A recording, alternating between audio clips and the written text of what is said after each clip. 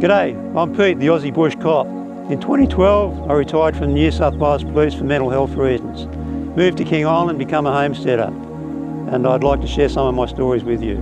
G'day everybody, thanks so much for joining me again. Before I get into today's stories, I just want to tell you about, I've always had an interest in knowing who watches these videos, these podcasts, and so far we've had around 220,000 views of our channel. And I've been intrigued thinking, where do people watch from? And we have a bit of information about that, people told us. But in particular, I was wondering about the United States of America. And then, lo and behold, last week, I found out that there's a man called Mike, who is a retired Texan policeman and a retired Marine from the US Army, who's taken an interest in our podcasts. And he's listed, he's actually reviewed our first 3 podcasts. And I just want to thank Mike for doing that so much. And we're going to set up a time where Mike and I can sit down together and talk about our mutual interest in policing and how it differs from between the United States and in the bush of Australia. So thanks very much, Mike, for doing that, and we'll look forward to speaking together in person as it is. Howdy, Mike. I came across this guy's channel a few weeks ago. He only started his channel 7 months ago. He is an ex-cop that tells stories of his policing days.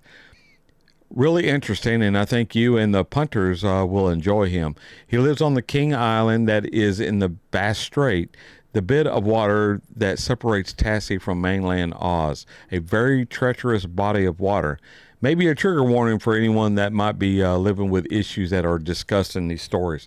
So that's pretty cool, man. So she supplied 2 links, or 3 links. Yeah, 3 links. And the first one is the Aussie Bush Cop introduction. So this is going to be, something, it'll be interesting for me, because I have this, almost 3-decade cop background. So it's going to be interesting to see, to hear from, my fellow police officers from, half a world away.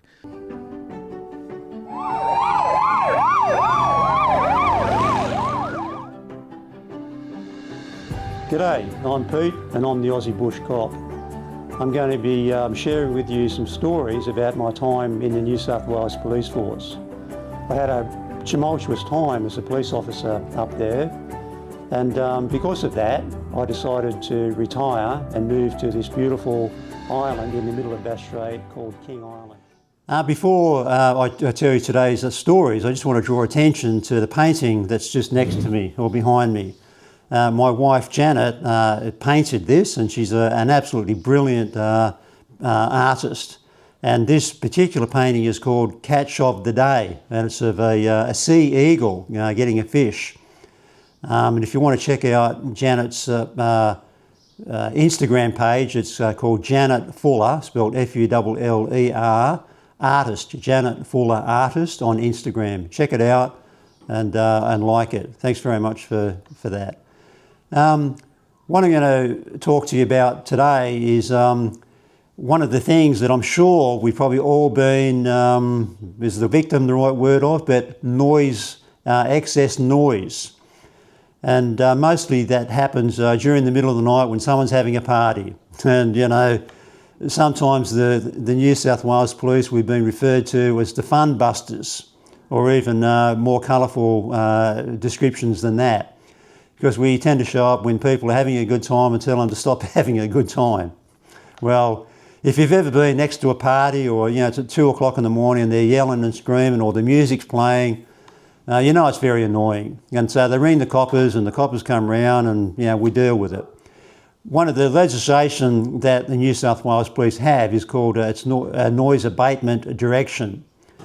And so what I used to do when I went round to these noise complaints, of course, the person that rang us would be kept a secret, although sometimes, depending on the circumstances, it was a bit hard to, it would be easy for the person to know who'd rang. But anyway, so I would go around, and now you have to bear in mind that the people that are having the party, they didn't get up in the morning and think, I just want to be a nuisance tonight to my neighbours.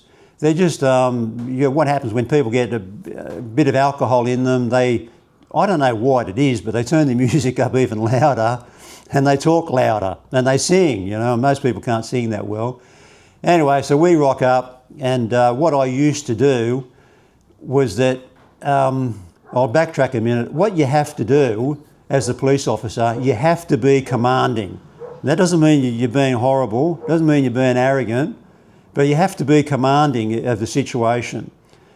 And so when you rock up to a party, and generally it's in the backyard, and you're going to have 30, 40, maybe more people there, in general I just stuck my head over the fence and spoke to them. And what I would say, because as soon as the coppers show up, everyone notices, of course, and what I would say in a big deep voice, I would say, right, I want to talk to the smartest person here. And that was quite a deliberate psychological ploy, because I'm going to put someone in their place. Right, I want to talk to the smartest person here. Now, of course, almost always the biggest fool would be the one that would step forward and say, like, I'm the one you want to talk to. And I would be dismissive of him, and I'd say, mate, it is not you. Go and stand over there. And that instantly puts him in his place. It makes a fool of him, so everyone else is thinking, gee, I don't want to get on the wrong side of this bloke. And then one of the things that you learn simply by instinct, this is not something you learn at the academy, by the way, and by instinct, because your instincts become very sharp when you become a policeman, because you need instincts to keep you alive. And I would pick on a person that I know is probably the most sober of the group and seems to be the leader or the one that's in charge. And I would point at him or her. I would say, mate, you come over and stand here. So I draw him out of the crowd, from the rest of the people there, and I would tell him where to stand. Now, there's absolutely zero power for me to do that, but never once did that person not do that. And then I would give him this noise abatement direction, because it's got to be issued to an individual. You can't just issue it to a group of people, of course. And I would tell him, and it's all legally binding, and he doesn't even have to be the person that lives there. He doesn't have to be in charge of the music. He could just be anybody, and I would give the direction to him. And the direction was that the direction was always in place for 28 days. And if we came back within that 28 days, mostly we just mean the rest of that night, he would be the one that's going to get the infringement notice. And it wasn't a cheap infringement notice, it was like hundreds of dollars. I think in the order of $300 or $400, maybe $500. And I'm going back 20 years ago. So you can bet your bottom dollar that as soon as we left, things calmed down. And I don't think I can think of a situation where we ever had to go back, because they just quickly disbanded the party and, probably realised that I, causing a problem. And beyond that, I'm sure that when these people went back to work the next Monday, that it probably would have been almost a badge of honour to know that they went to a party and the coppers showed up. So, it probably added to the flavour of the party.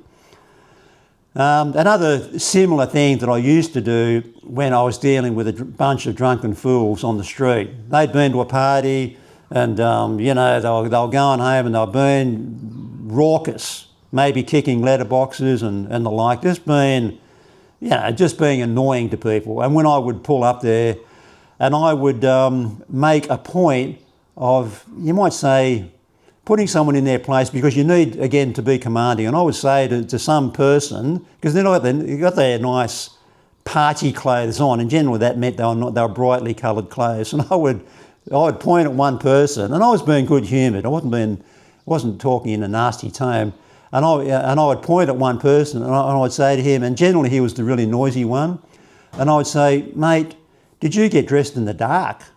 Or why are you wearing your pyjamas? And everyone else would laugh at him. He would feel a bit, awkward about that. And then everyone else was sort of laughing along with me against him. And that just sorted out the situation. And they knew that they better just keep going home and stop being a nuisance to everybody. So then, and there's another, that sort of leads me into another really, it's funny now, but it wasn't sort of funny at the time. One night we were working, and in Dubbo this happened, and we got called to, it was a very, very busy night, Friday or Saturday night, they're always busy. And we got called to a job. It was a malicious damage job, and at the time there was young hoods getting around, and they were making explosive devices out of a Rexona tin and strapping a sparkler next to it and lighting the sparkler, and the sparkler would detonate the Rexona tin. And I guess in some ways it was relatively harmless, but it would cause damage. And we'd been to a number of these jobs that night. And one of them was a Portaloo toilet had been burnt to the ground by one of these devices. That's pretty nasty at a building site. Anyway, there was another one where someone had rang us up, and they'd blown up a light in a driveway. This driveway was a really flash part of Dubbo, had a nice set of lights that went up to the house. The driveway was probably about 100 metres long. And we got there, and there was four mature-aged people waiting to speak to us, and they're all wearing their pyjamas. And there was two men and two women, all similar age, and clearly they were two couples. And in the police, you take job for job. One job's yours and one job's mine. Doesn't matter what it is. You go from a noise complaint to a murder. One, it doesn't even out in any way. It's just job for job. Anyway, fortunately, this particular job fell to my partner. And my partner on this particular night routinely called people sir, called men sir. And that was a very fortunate thing. Because anyway, we got to this job, and there's these four people standing there.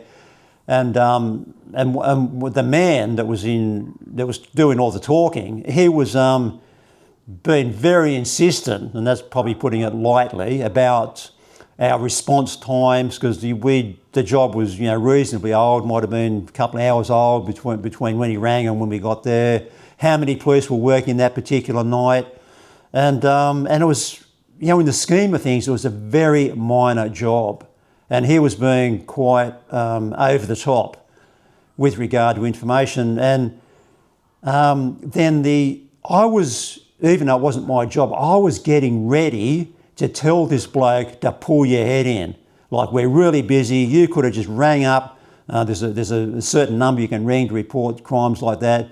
I was getting really close to telling this bloke to pull his head in. And the other man that was there, he realised that we didn't know who we were talking to. And I won't say their names because they may well still be around. And anyway, he stepped forward and put out his hand and said, "G'day boys, my name is," and I won't say the name, but followed by Assistant Commissioner. And I thought, oh, hang on, so you're an Assistant Commissioner. This other bloke we're talking to, he must be our Regional Commander. And then, might say the tone changed a bit, and he wanted the crime scene unit to go there, and blah, blah, blah. And I'm not going to comment on what we actually did, but it was, it could have been a quick transfer for Peter Gillett to be somewhere about 4 hours west of where we already were on Monday morning, as far as transfers go. So I was I'm very glad that other Assistant Commissioner stepped forward and told us who he was, and sort of spilling the beans on who the other bloke was. So thanks very much for watching today, and we'll see you again next time.